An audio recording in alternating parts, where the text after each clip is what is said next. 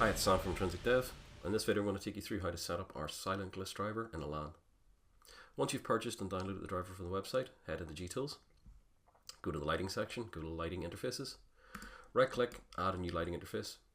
If your driver doesn't appear in the list, which it hasn't here, use the search folder button, scroll to the folder in your computer that you downloaded the driver to. In this case I've put mine on the desktop, so I click OK. And there we go, I've got Silent Gliss version 21.8.2, which is correct as of the point of this video. So click OK to install, click OK again. The driver is cloud licensed, so once it installs, give it a few seconds and it'll pull a license down from our server. As you can see, that's complete. Now all I need to do is put in the IP address. Now, I know this device is on 3.61. You will need to set a static IP for this device, either in the Silent Gliss software or reserve DHCP lease. So I apply my changes to see if the IP address change. I'm just going to wait for the licensing to complete again. There we go, and then I'm going to hit discover.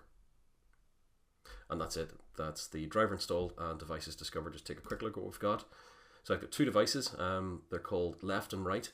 The driver will automatically append the room name for any device. So you can see here we've got living room : left, living room : right. We can also tell that these are individual devices. If we click, like I'm clicking here, we can see we've got a type which is single. That means single device. And then I've actually got a group, and the group is also named living room, but you can see it's just come through living room with nothing appended either side of it.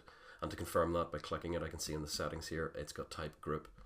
Once they're installed, just connect them up to any normal shade controls you wish to use, and you'll have full control over the system. It is a two-way driver. Status is done on a 15-second update. So every 15 seconds, the driver will check the Silent Gliss hub for status.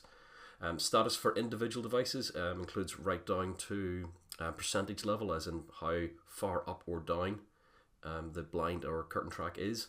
For groups, it just is for open or close. There's no mid-level feedback on Silent Gliss for groups. As I say, you will get full feedback for individual devices, and then just a general open or closed for groups. That's it. Hope you enjoyed the video. Thanks for watching.